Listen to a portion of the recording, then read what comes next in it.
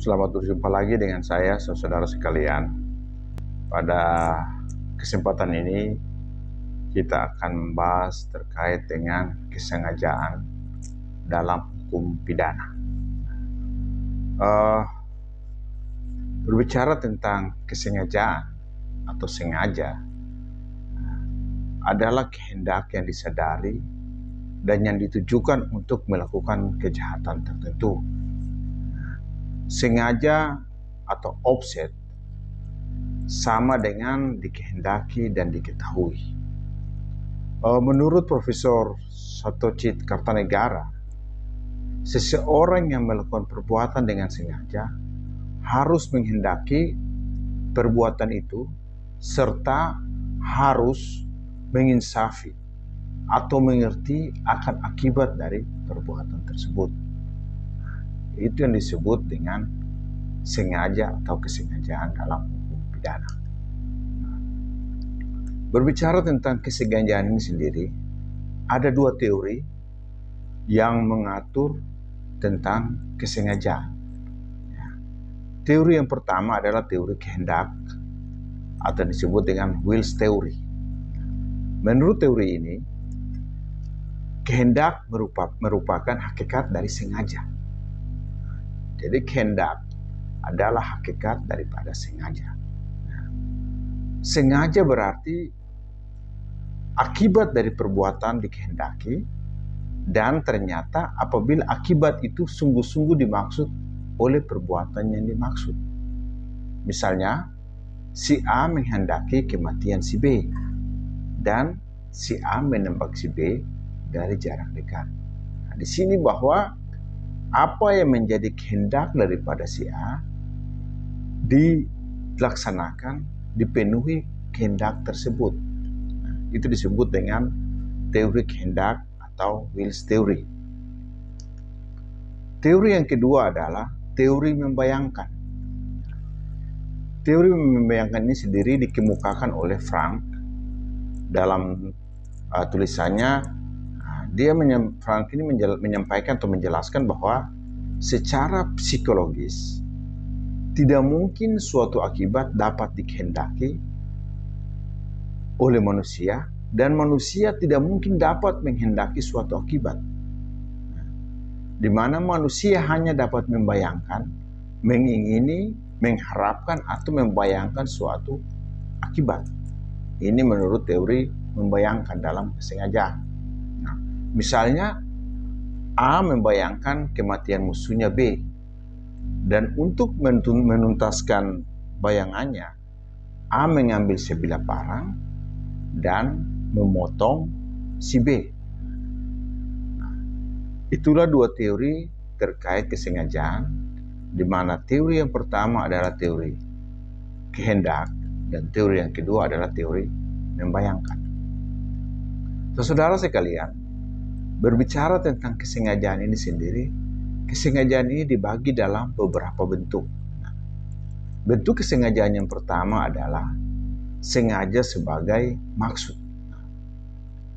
Menurut Voss, bahwa yang dimaksud dengan sengaja sebagai maksud adalah apabila pembuat menghendaki akibat perbuatannya dan ia tidak pernah melakukan perbuatannya apabila pembuat mengetahui bahwa akibat perbuatannya tidak akan terjadi.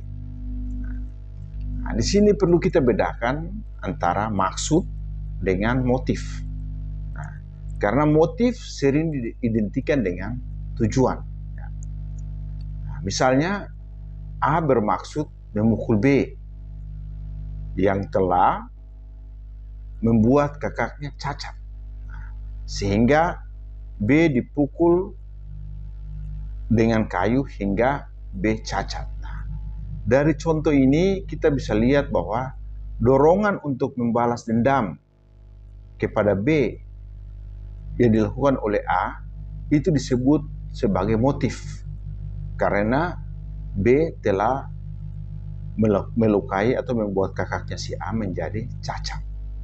Sehingga itu bisa dikategorikan sebagai motif.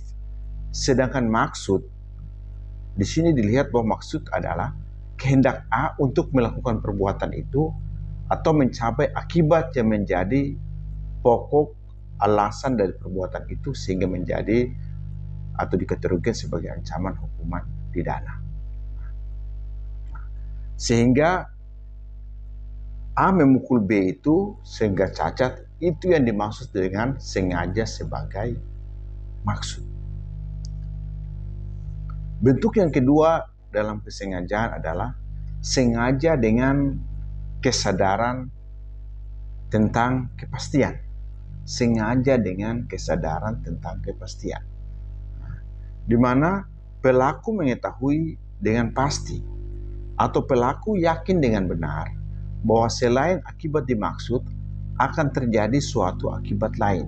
Nah, di sini salah satu contoh kasus yang terkenal dalam hukum pidana itu kasus Thomas van Bremerhaven, di mana Thomas van Bremerhaven ini dia menenggelamkan kapal dalam pelayaran ke Southampton.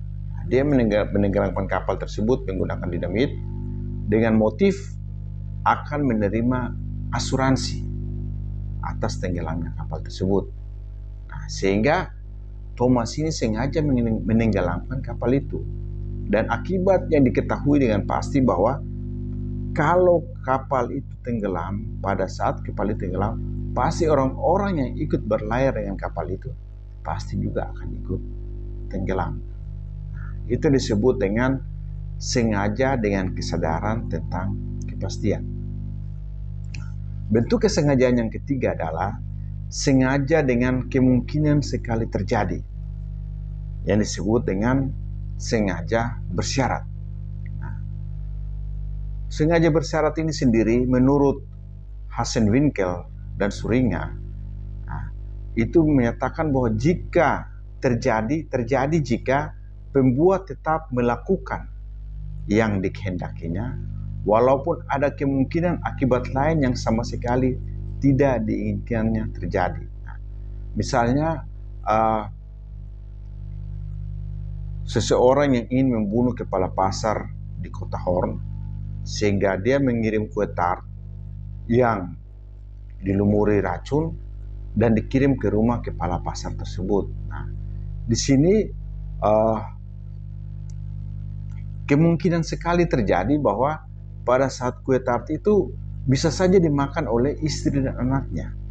Sehingga selain kepala pasar itu akan makan dan mati, kemungkinan juga istri dan anaknya di situ pasti juga ikut mati apabila memakan kue tersebut. Nah, sedangkan dalam hal ini, pelaku ini hanya menginginkan kematian daripada kepala pasar tersebut. Nah, di sini bisa saja kemungkinan itu terjadi dalam teori kesengajaan yang ketiga ini. Saudara sekalian, selain tiga bentuk kesengajaan sebagaimana kita telah bahas, ada juga kesengajaan menurut doktrin.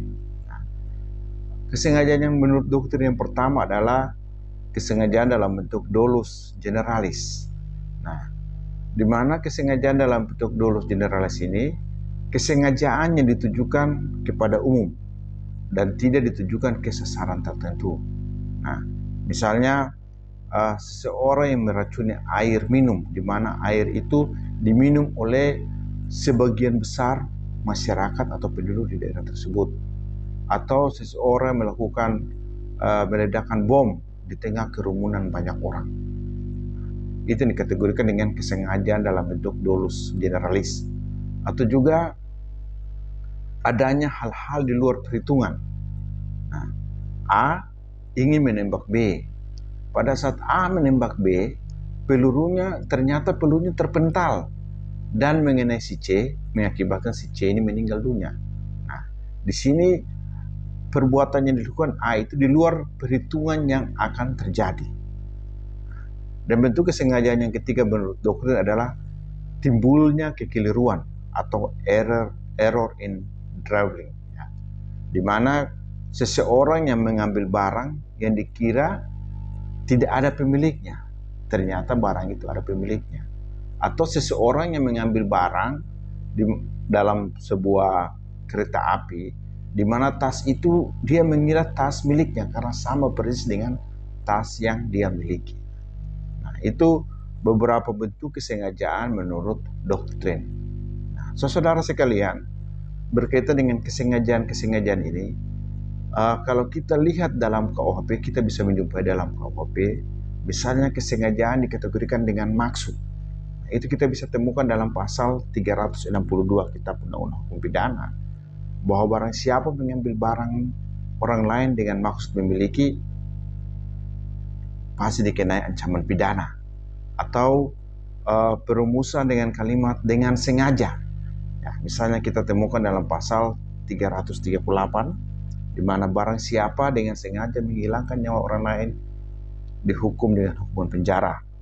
Atau juga dengan sengaja dalam kategori unsur atau unsur mengetahui dan diketahui. Nah, sebagaimana kalau kita dapat kita lihat dalam pasal 480 Kitab Undang-Undang Hukum Pidana, hukuman 4 tahun penjara dihukum karena penadahan barang siapa diketahuinya atau patut disangkakannya bahwa barang yang didapat adalah diperoleh dari kejahatan. Atau juga kita bisa lihat dalam pasal 340 Kitab Undang-Undang Hukum Pidana dengan kalimat dengan rencana terlebih dahulu, barang siapa dengan sengaja dan direncanakan lebih dahulu merampas nyawa orang lain. Kita juga bisa lihat dalam berbagai macam pasal dalam KUHP maupun juga undang-undang lain yang bisa kita kategorikan sebagai perbuatan-perbuatan dengan sengaja. Saudara sekalian, demikian yang bisa saya sampaikan dan bisa dijadikan sebagai dasar untuk mempelajari lebih mendalam tentang kesengajaan-kesengajaan dalam hukum pidana. Terima kasih.